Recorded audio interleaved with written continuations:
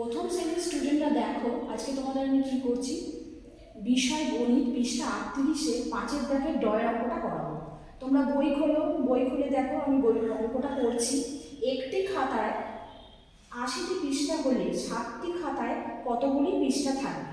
এবার বোর্ডের দিকে তাকাও, অঙ্কগুলিকে সমাধান করো। প্রথমে লিখেছি, তারপর লিখছি গণিতের ভাষায় সমস্যাটি হলো 80টি পৃষ্ঠা গুণ 7টি খাতা সমান সমান কতগুলি পৃষ্ঠা। তারপর লিখব সমাধান, একক দশক শতক লিখেছি, একক দশকের নিচে 80টি পৃষ্ঠা লিখেছি, তারপর গুণ 7টি খাতা।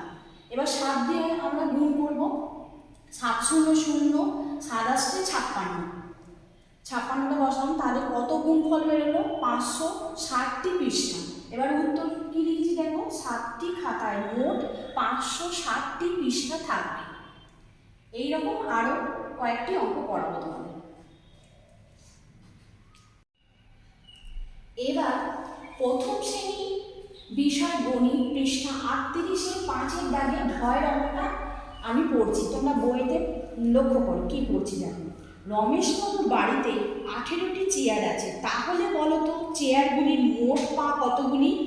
এবার বোর্ডের দিকে তাকাও, কি লিখেছি দেখো, নিচের অঙ্কগুলি সমাধান করো। গণিতের ভাষায় সমস্যাটি হলো 18টি চেয়ার গুণ 4টি পা সমান সমান কতগুলি পা? একটি চেয়ার সমান 4টি পা। এবার সমাধান লিখেছি, লিখে একক দশক লিখেছি, তার তলায় 18টি চেয়ার গুণ 4টি পা। এবার 4 দিয়ে গুণ করবো 18কে, প্রথমে 4 দিয়ে 8কে গুণ করছি, 4 আসছে 32, 32-এ 2 হাতে রইল 3, দশকের মাথায় বসালাম। আবার 4 দিয়ে 1কে গুণ করবো, 4 একে 4 আর 3-এ 7, 7টা দশকের তলায় বসালাম, তাহলে কতগুলো পা হলো? 72টি পা।